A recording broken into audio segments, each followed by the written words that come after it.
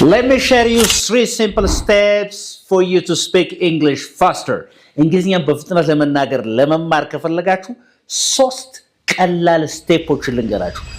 First one, የመጀመሪያው step, you have to listen and read before you speak. ለመናገር ከመሞከራችሁ በፊት መጀመሪያ ለማዳመጥና ለማንበብ ሞክሩ። ምክንያቱም የተፈጥሮ ህግ ነው።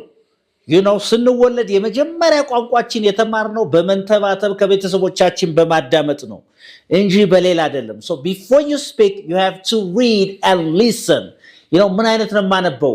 Anything you want. የራሳችሁ ኢንትረስት ያላችሁ የምትፈልጉትን ነገር በእንግሊዝኛው ነገር አንብቡ and watch movies. እንደዛ አድርጎ አስገቡ። ብቻ ለእናንተ የሆነ ነገር አስገቡ ማለት listen. ሁሌ አዳምጡ፣ ሁሌ አንብቡ. Before you speak, it's okay. Okay? Number 2.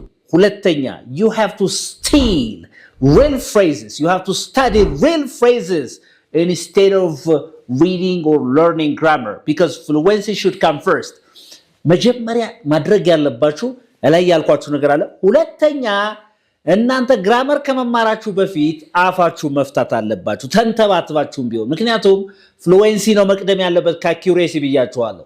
እናንተ ፍሉዌንት ከሆናችሁ በኋላ ሰባውራችሁ መልእክት ካስተላለፋችሁ በኋላ ግራመሩ ይደርሳል፣ ግድ የለም ይታከማል ማለት ነው። ነገር ግን before you become fluent አትሆኑ እንግሊዝኛ ማውራት ሳትችሉ መጀመሪያ ግራመሯን አጠናለሁ ካልክ ግን በዚህ ህግ መሰረት እንዲህ ካልኩ ይሄን ተሳስቻለሁ ስለዚህ እንደዚህ ማለት የለብኝም እያልክ በህግ ታጥረህ ነው የምትኖረው። So I advise you to study real phrases first. ሁሌ የምንጠቀምባቸው daily phrases, real phrases, ሁሌ የምንጠቀምባቸውን ሐረጎች ለይታችሁ ማጥናት እና ፕራክቲስ ማድረግ አለባችሁ። And number 3, you have to use English every day, in every single day. ሁልጊዜ በእያንዳንዷ ቀን እንግሊዝኛ መጠቀም አለባችሁ።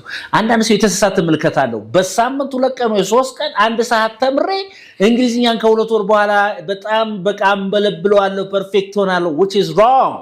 ምክንያቱም limited exposure ማለት ብዙ ሰዓት ይወስድብሃል፣ ብዙ ልታስቆጥር ትችላለህ። ሶ ኤክስፖዠራችሁን ብዙ ሰዓታት አድርጉት። ለምሳሌ ክላስሩም ስትማሩ 1 ሰዓት ሊሆን ይችላል። እሺ ችግር የለውም, that's a good thing.